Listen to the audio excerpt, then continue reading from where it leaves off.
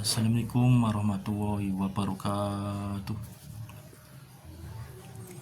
Alhamdulillah wasyukurillah, saya diberi kesempatan kali ini untuk membahas atau memaparkan tentang 400 hadis akhir zaman. Ya, intinya kayak semacam bedah buku ya. Bedah buku ini referensi saya.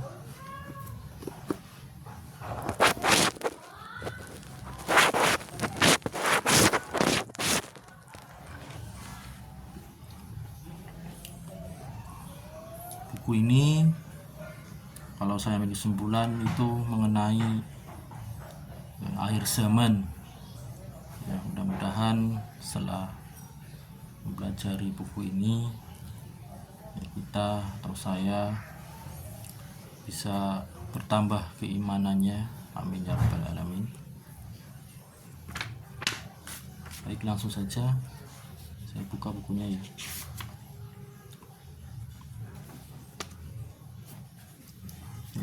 Di sini sangat banyak hadisnya ya, ada 400 ya. Nah, karena mengimani hari akhir adalah bagian dari keimanan.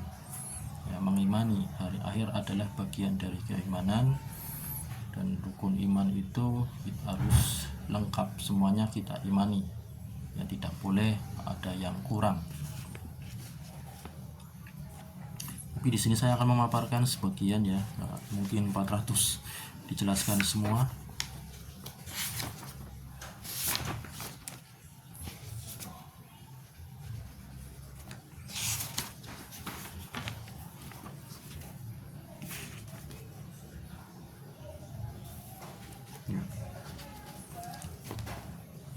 Ada dalil dari Al-Quran ya, Al-Waqiah ayat 4-6, terjemahannya langsung. Mereka menanyakan kepadamu tentang kiamat, bilakah terjadinya? Katakanlah, sesungguhnya pengetahuan tentang kiamat itu adalah pada sisi Tuhanku. Tidak seorang pun yang dapat menjelaskan waktu kedatangannya selain Dia. Kiamat itu amat berat, huru-haranya bagi makhluk yang di langit dan di bumi. Kiamat itu tidak akan datang kepadamu melainkan dengan tiba-tiba. Mereka bertanya kepadamu seakan-akan kamu benar-benar mengetahuinya. Katakanlah, sesungguhnya pengetahuan tentang hari kiamat itu adalah di sisi Allah SWT, tetapi kebanyakan manusia tidak mengetahui. Ini dalil tentang hari kiamat, dan hari kiamat itu pasti ya, kita wajib mengimani. Seorang muslim itu wajib mengimani semuanya, apa-apa yang disuruh Allah suruh imani, kita imani semuanya.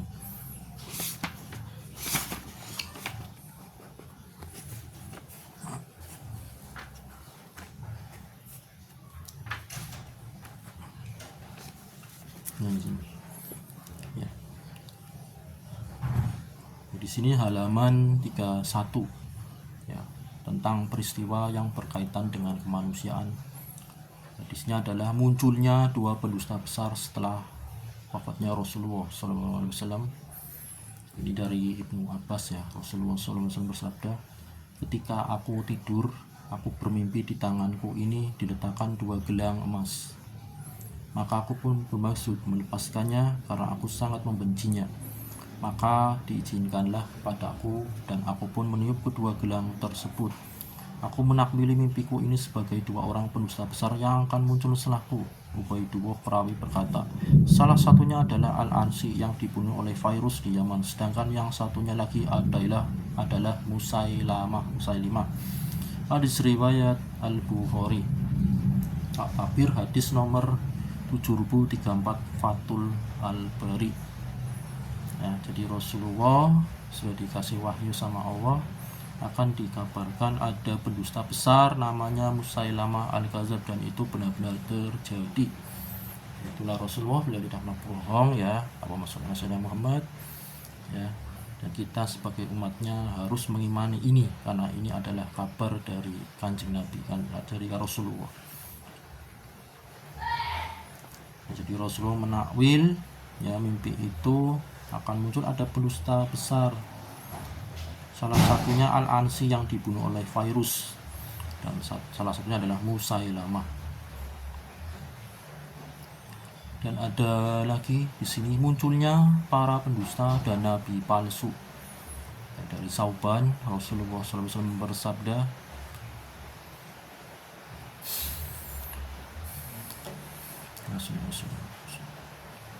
akan muncul di tengah umatku 30 orang pendusta besar yang semuanya mengaku sebagai nabi, padahal akulah nabi terakhir dan tidak ada nabi lain sepeninggalku. Hadis riwayat Tirmidzi Al-Mitan, hadis nomor 2315. Beliau berkata hadis ini sahih ya, jadi memang hadis ini sahih ya, berarti kuat banget, kuat, dan ini terpercaya. Hadis sahih berarti terpercaya ya, bukan hadis palsu. Di sini Nabi SAW mengabarkan ya kan, tidak ada nabi lagi setelah beliau, artinya beliau nabi terakhir sekaligus penutup ya kan. Jadi kalau ada orang yang mengaku nabi itu berarti sesat ya, sesat, jangan percaya. Karena apa? Rasulullah SAW itu penutup para nabi, tidak ada nabi lagi selain beliau. Nah, jadi di sini sampai 30 pendusta besar, bayangkan 30 orang mengaku sebagai nabi ini kan. Dan ini sudah terjadi sebenarnya di zaman sekarang sudah terjadi. Jadi buku 400 hadis akhir zaman ini bagi saya bagus banget untuk menambah keimanan kita, terutama tentang hari akhir ya, atau akhir zaman.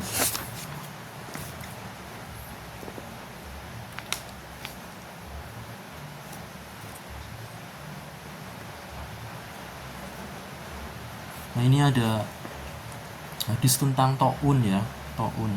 Kalau sekarang itu mungkin kayak semacam COVID nih, wabah taun yang akan menimpa para sahabat. Dan saya bacakan hadisnya dari Auf bin Malik radhiyallahu anhu. Dia berkata, aku menghadap Rasulullah SAW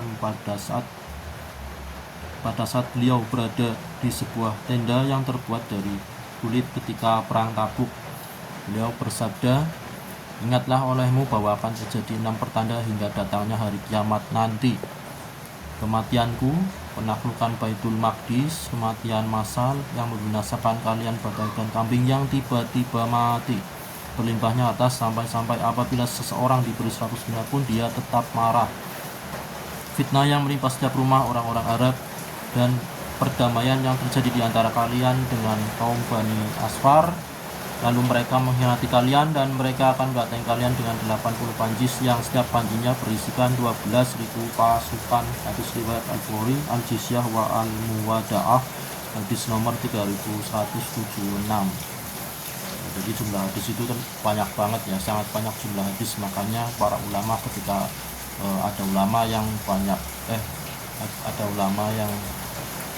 hafal hadis ya banyak banget, misalkan, jadi itu suatu rahmat, suatu keistimewaan bagi ulama-ulama yang memang terpilih hafiz hadis ya, hafal hadis sampai 3176 ya. Kita saja belum tentu loh hafal hadis sebanyak ini.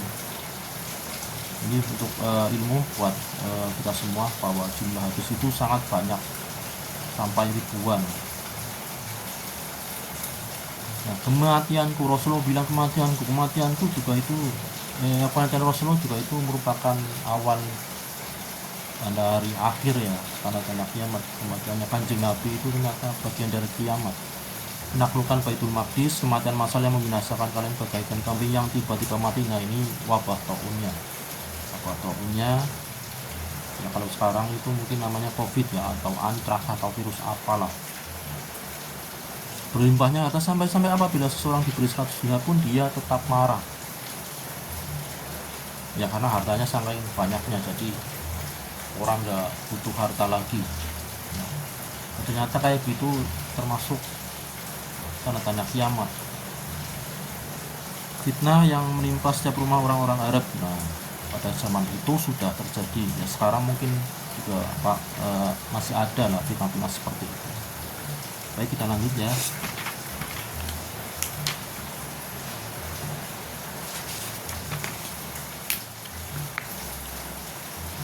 hadisnya ini. Ya, ini juga sudah banyak terjadi di zaman sekarang ya. Nah, itulah Rasulullah benar-benar pilihan, tidak pernah berbohong ya. Ucapannya berdasarkan wahyu. Ini ada kemunculan generasi yang meninggalkan sholat dan mengikuti syahwat. Di sini hadis ke-18 dari Abu Sa'id Al-Khudri. Rasulullah bersabda, langsung terjemahnya ya biar nggak terlalu lama. Setelah tahun 60 tahun akan datang satu generasi yang menyanyiakan sholat dan mengikuti syahwat. Niscaya mereka akan menemukan kebinasaan. Kemudian 60 tahun berikutnya akan datang satu generasi yang membaca Al-Quran tetapi hanya sampai di kerongkongan mereka. Saat itu orang yang membaca Al-Quran dikelompokkan dalam 3 golongan, orang mukmin, munafik, dan fajir. Fajir bertanya kepada Walid, keduanya perawi hadis ini, siapakah 3 orang tersebut? Walid menjawab, orang munafik adalah yang mengingkari Al-Quran, orang yang fajir adalah yang mencari makan dengan Al-Quran, dan orang mukmin adalah yang mempercayai isi kandungannya. Hadis riwayat Al-Hakim Al-Fitan, hadis nomor 8643. Beliau berkata, hadis ini isnadnya sahih, hanya saja Bukhari Muslim tidak meriwayatkannya.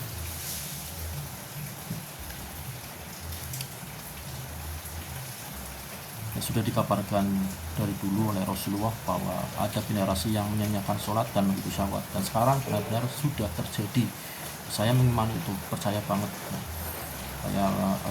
Jadi kita itu harus mengimani apa yang beliau katakan. Nah, ini bisa meningkatkan kualitas iman kita, terutama iman kepada hari akhir ya.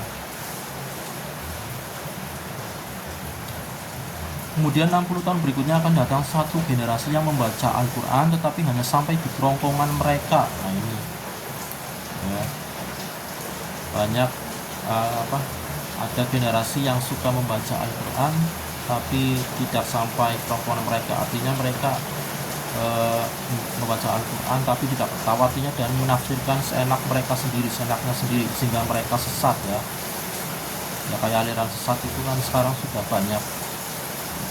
Jadi mungkin timbulnya dari sini tuh, yang membaca Al-Quran tapi tidak tahu maknanya dan menafsirkan sendiri. Ingat, itu bahaya ya, bagi orang awam pasti akan tersesat.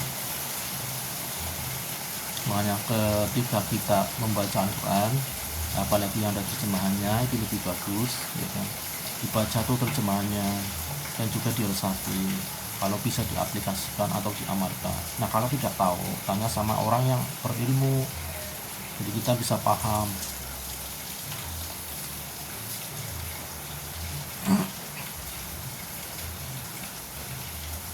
Nah, di sini ada 3 golongan lagi.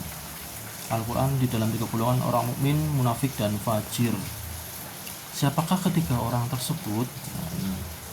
Walid menjawab, orang munafik adalah yang mengingkari Al-Quran. Bahaya ya, kalau kita mengingkari Al-Quran berarti kita munafik. Itu jelas tuh. Di sini ini hadis ya, penjelasan dari hadis pasti itu.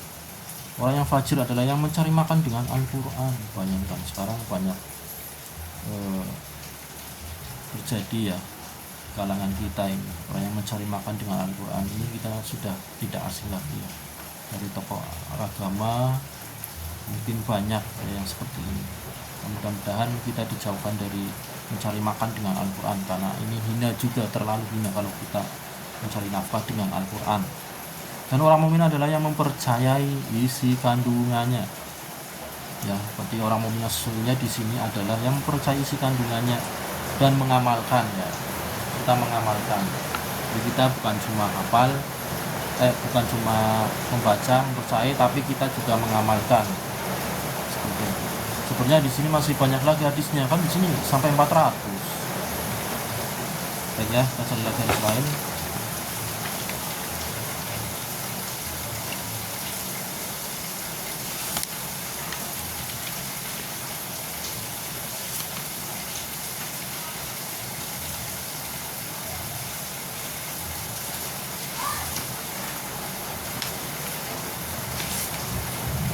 Ini ada bab 3 hadis tentang tanda-tanda kiamat kecil yang pernah terjadi dan masih berlangsung. panjang banget ini.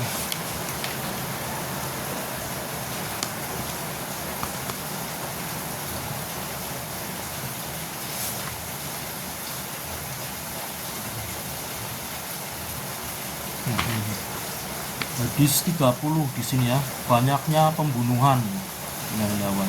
Banyaknya pembunuhan, astagfirullah ya. Banyaknya pembunuhan ternyata salah satu dari tanda-tanda kiamat. Makanya kalau kita di medsos ya, kita sering mendengar berita-berita pembunuhan. Karena memang dari dulu Rasulullah sudah mengingatkan, sudah memberitakan sama kita bahwa akan terjadi banyak pembunuhan. Dan itu salah satu dari tanda-tanda kiamat.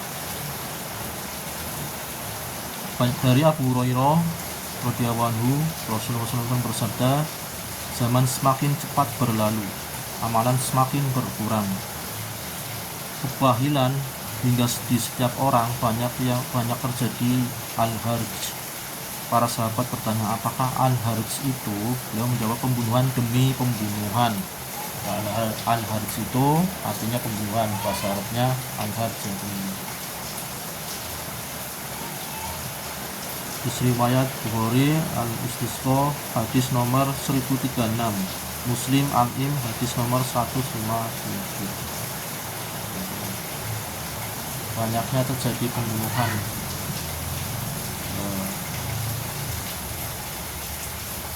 Pembunuhan itu adalah tindakan yang tidak manusiawi, keji ya, kejam. Dalam Al-Quran dan hadis jelas pasti larang, ada larangannya. Di sini dikabarkan namanya al-harj. Al-harj itu banyak terjadi pembunuhan, dan itu sudah nyata, kenyataan sekarang banyak terjadi. Makanya kalau kita mendengar berita pembunuhan, berarti kita langsung ingat tuh sabdanya Rasulullah, berarti benar kan, berarti benar ya. Allahumma sholli ala sayyidina Muhammad.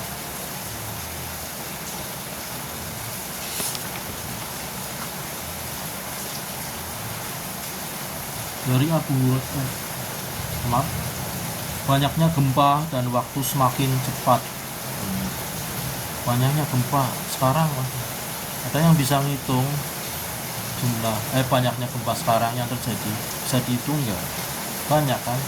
Dan waktu semakin cepat. Nah ini saya juga ngerasa begitu, waktu kok semakin cepat ya. Dan ternyata memang itu salah satu tanda-tanda kiamat.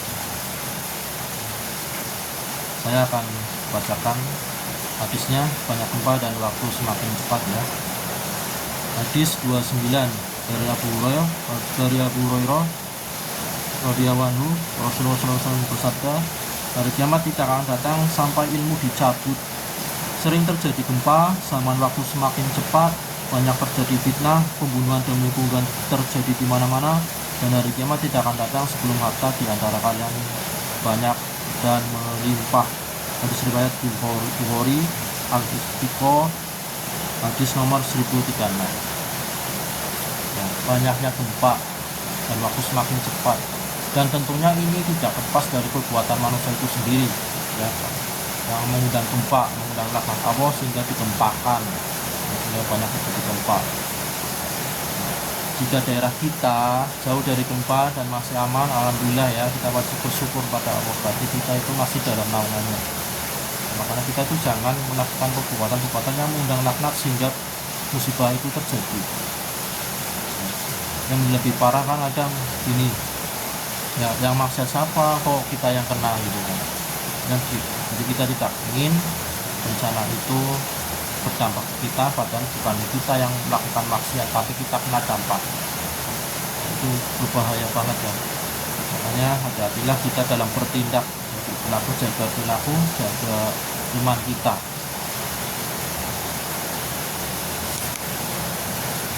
Dan waktu semakin cepat, ini saya kadang pikir kok bisa cepet banget.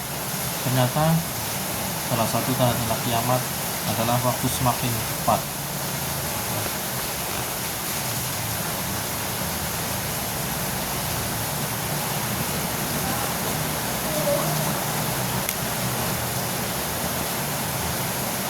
Sebagai hadis penutup ya, nanti insya Allah kalau ada waktu lagi bisa dilanjut. Hasungan agar tetap beramal sehingga saat-saat dekatnya akhir zaman. Hasungan agar tetap beramal hingga saat-saat dekatnya akhir zaman. Hasungan di sini adalah anjuran anjuran tetap beramal. Hadis ke-32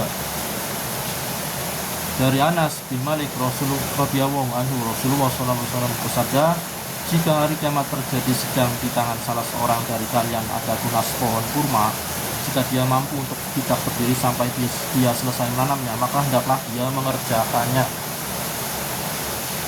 Hadis riwayat Ahmad, hadis nomor 1207.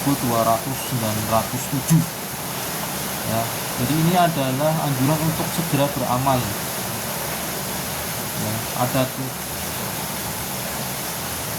ada tunas pohon kurma, jika dia mampu untuk tidak berdiri sampai dia selesai menanamnya, maka hendaklah dia mengerjakannya. Artinya bagaimana? Segeralah beramal.